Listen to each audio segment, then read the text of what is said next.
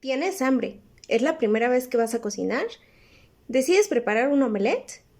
Pero obtienes un huevito revuelto. ¿Qué es la historia reactiva o interconductual?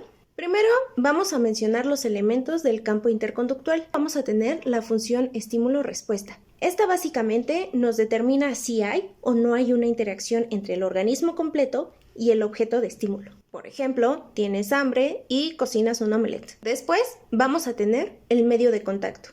El medio de contacto es aquello que nos va a permitir que esta interacción ocurra. Por ejemplo, puedes hablar español al igual que tu mamá y quizás los dos al hablar acordaron que iban a desayunar un rico omelette. Después tenemos los factores disposicionales. Aquí vamos a encontrar dos categorías. Tenemos por una parte aquellos factores que son situacionales y por otra parte vamos a tener la historia reactiva o interconductual. Los factores situacionales son aquellos aspectos que van a afectar la interacción en un momento específico. Por ejemplo, ¿has notado que cuando tienes hambre te relacionas de manera diferente? ¿O que tu estado de ánimo cambia dependiendo del lugar en donde estás? Y aparece la historia reactiva o interconductual. Esta se compone de otros dos aspectos. Sí, otros dos que te tienes que aprender. Las aproximaciones del organismo y el objeto de estímulo. Por ejemplo, supongamos que ya no es la primera vez que cocinas ese maravilloso omelette que terminó siendo un huevito revuelto.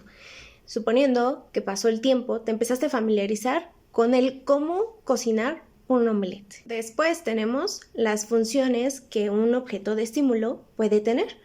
Por ejemplo, puedes preparar un huevito de diferentes maneras. Estrellado, revuelto, en torta, omelette, divorciado, etcétera, etcétera, etcétera. Ahora sí, ¿cómo se manifiesta la historia reactiva en un análisis interconductual? La historia reactiva se muestra como aquella probabilidad de que un organismo interactúe funcionalmente con un objeto de estímulo. Esto se clasifica como un factor disposicional porque afecta las características de la interacción.